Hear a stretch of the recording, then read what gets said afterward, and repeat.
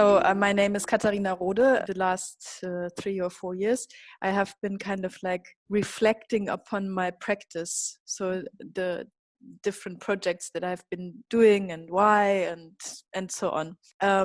So in that sense, I have actually also been reflecting upon this project that I did with apexart in Johannesburg. I'm curious to hear really where your idea came from, and I guess how it manifested through the process of the exhibition. I guess the idea came from work that I had been doing before in Johannesburg, because I was I started to do projects in Johannesburg in around 2005. And at some point I had done a project on street trading activities in downtown Johannesburg. So that was kind of like one interest that I had, to kind of see how people, create their own jobs and how they survive in this kind of so-called survivalist economy or informal economy.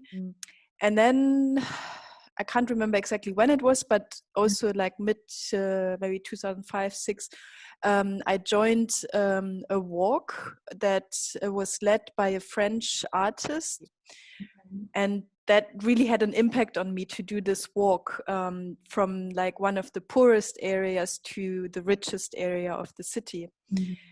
And so this idea, or like the kind of maybe wish, or I don't know if desire is the right word, but this idea to engage with Alexandra, with the township, also kind of like was in the back of my mind. And because also I was living in South Africa and in Johannesburg all the time, I knew about this phenomena of the spaza shops, and I'd seen them all over the city,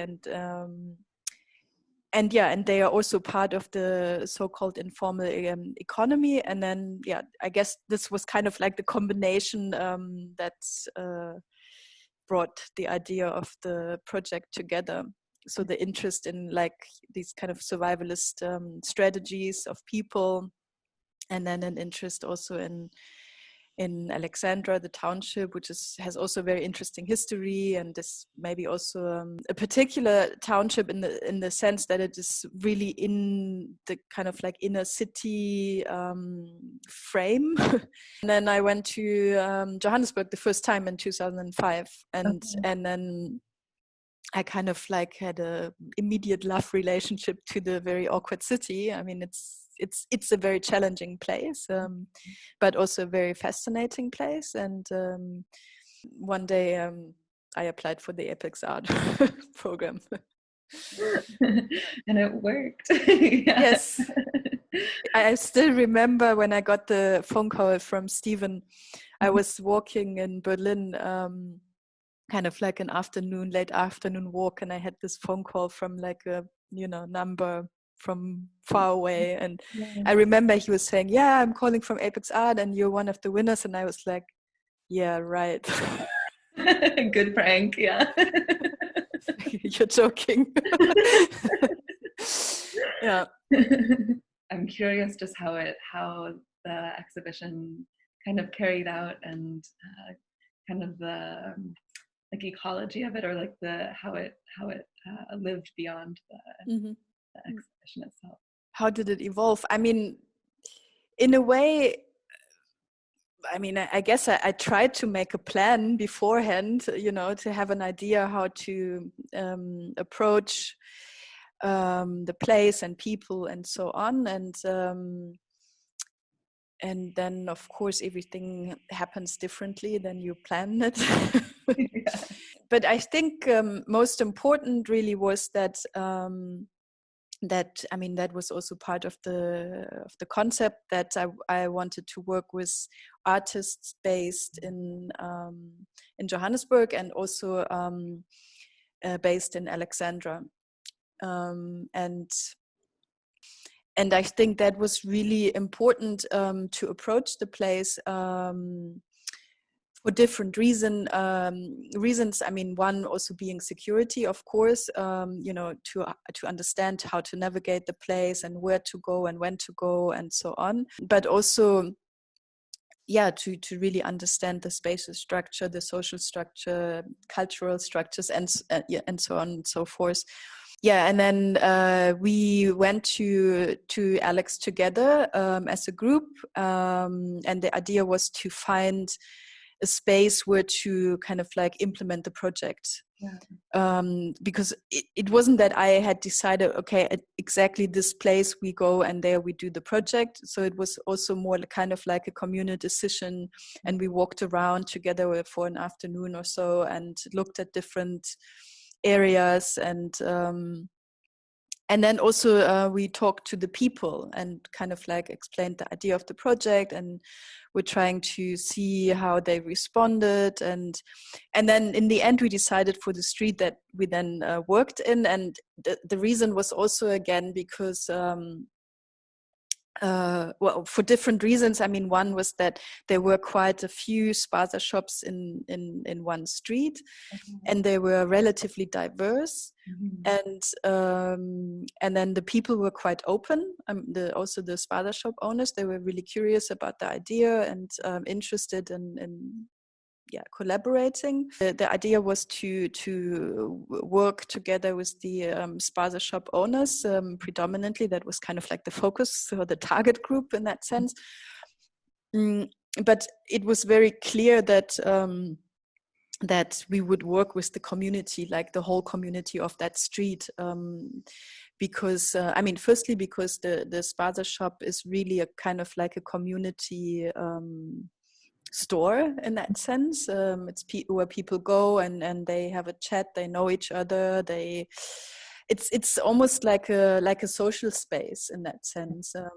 We wanted to contribute also in the sense to the community. No, I mean, I think that was the most challenging aspect of this project for me, but also for the artists. And I feel it's until today, I have this feeling that this is the most challenging part, where I still don't really have a clear answer how to do it differently, maybe, or so. Is that, you know, you come into an area, you have like 3 months, and what do you actually contribute? What do you leave behind? Is it possible to do in a relatively short time frame, and with a budget that is enough to do, but then not enough to continue forever? How has the city been in Berlin?